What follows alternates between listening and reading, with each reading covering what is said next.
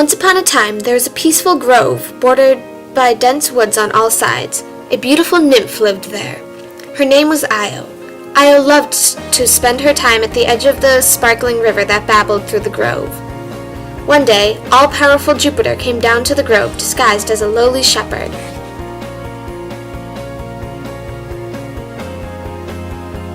Soon, the two souls' paths crossed, and Io and Jupiter began to spend more and more time together. Despite their close relationship, Jupiter never told Io of his true identity. While Jupiter had his fun down on Earth, his wife Juno sat home on Olympus, waiting impatiently. No longer able to bear it, Juno decided to go down to Earth to see what was keeping her husband.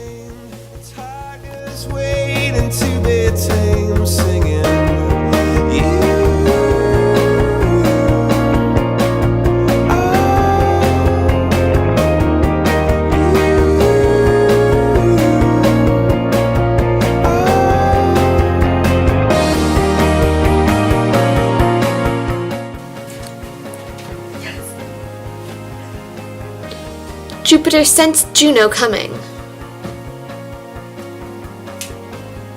In a state of panic, he turned Io into a cow to hide her from Juno and her undeniable wrath.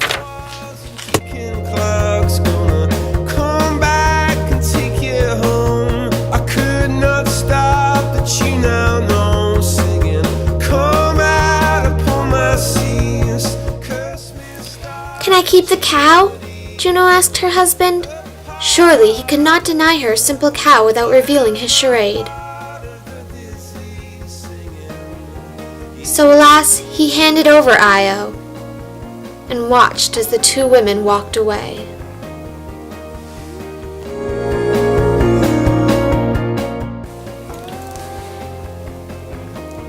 Juno kept Io for many years.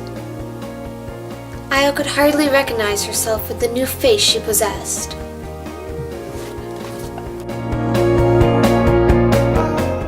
One day, Io's father came across her, and Io saw a glimpse of hope that maybe he'd be able to help her out. Unfortunately, he did not recognize her. Io wrote her story out on the ground. Her father was shocked, but could not do anything to help his daughter. Juno started to worry that Io might escape her punishment, so she sent the most frightening creature she could think of to guard the cow. Argus was a terrifying monster with 100 eyes. Although years passed, Jupiter never stopped thinking about Io, and his guilt never receded.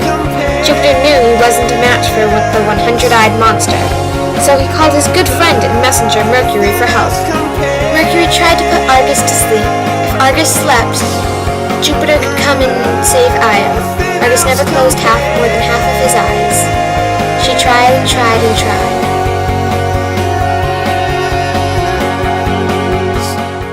Jupiter decided to go back to the grove to change Io back. This upset Juno, so she sent a swarm of gadflies to chase after the cow.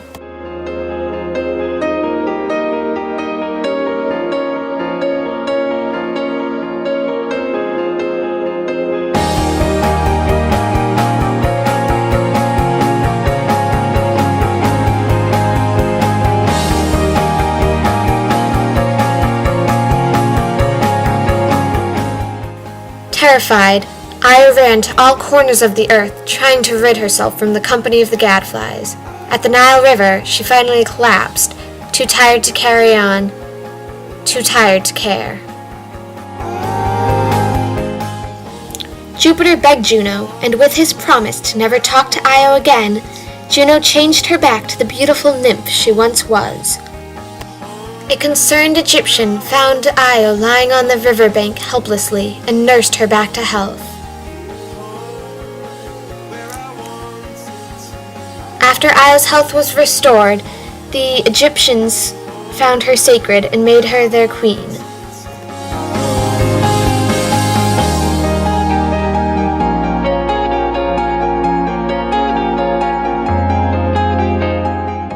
After Io's death years later, the Egyptians made a statue in her honor. They named the statue Aias.